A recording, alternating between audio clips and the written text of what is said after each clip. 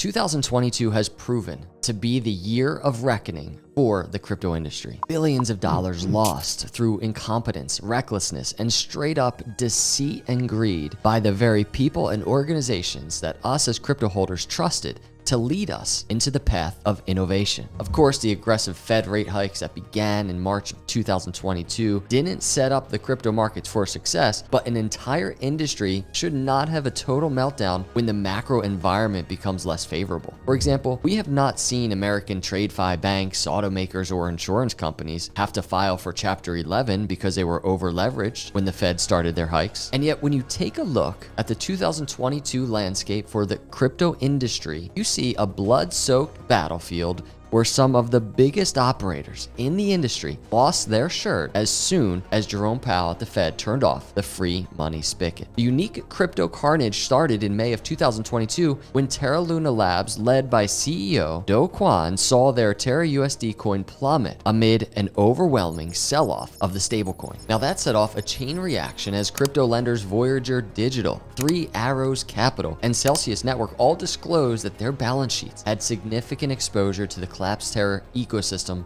of assets. By June, Celsius had frozen withdrawals on their platform. This sent the prices of many other cryptos cascading lower as investors realized the chaos from the Terra collapse was not contained. It has now surfaced that many of the biggest operators in the crypto industry were borrowing from each other to invest in extremely high-risk crypto projects without doing proper due diligence or internal risk analysis. Industry-wide, there were too many untested visionaries riding the gas and not enough shrewd accountants pumping the brakes. By July, Celsius had filed for Chapter 11 bankruptcy in the Southern District of New York with more than 500,000 depositors' accounts frozen and at least $325 million in outstanding or overdue debt payments with US-based contractors. It wasn't clear that Celsius had anywhere near the amount of capital and reserves that it would need to pay back its depositors. A few US state governments, Alabama and New Jersey, had begun investigations into the status of Celsius's reserves, but were too little, too late. July was also the month that Three Arrows Capital and Voyager Digital filed for bankruptcy, but by that time, a hero was emerging on the scene that was keeping hope alive that the bloodshed was over. While Voyager and Celsius's offices were being occupied by teams of corporate restructuring attorneys in July, the C-suite at the giant crypto exchange FTX was tightening the laces on its cape to swoop in and stabilize BlockFi with a $400 million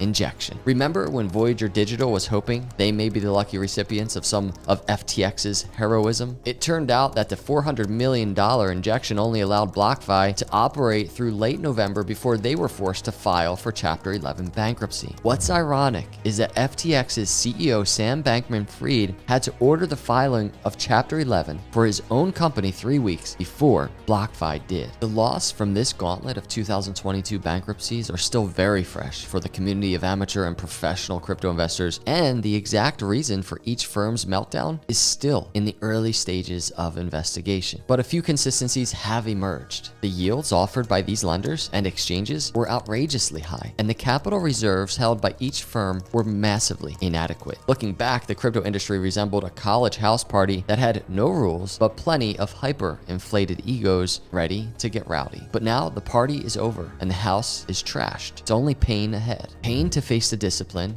and then the pain required to change and mature. Gracie Chen from crypto exchange bitget, an up-and-coming crypto exchange, said, "The crypto industry is under close scrutiny after the scandals and collapses of some giant crypto firms." Chen hits it right on the head. It's not easy to accept, but regulators are likely to come down hard on the crypto industry after the mass casualties suffered by Americans' investments into crypto throughout 2022. Chen also adds that bitget will continue to advocate more initiatives aiming to offer safe adoption of cryptocurrency worldwide and a sustainable and trustworthy environment in the crypto universe. Safe adoption, trustworthy environment. These are keywords that I'm interested in when it comes to an exchange. Now, this actual video is sponsored by bitget, and over the years, I've been extremely cautious when it comes to sponsors. You see, my channel, it's not built on trading, and especially not built on leverage trading. So in order for me to collaborate with an exchange would seem ironic. I mean, even in this video, I encourage all crypto holders to protect and store their crypto offline. And you all know that I'm not a short-term trader. trader myself, and often I discourage it, but many of you out there do have interest in trading. So today, $100 is up for grabs for the CCV audience when certain criteria is met. So sign up with bitget using the link below. If the crypto industry is going to heal in 2023, there are some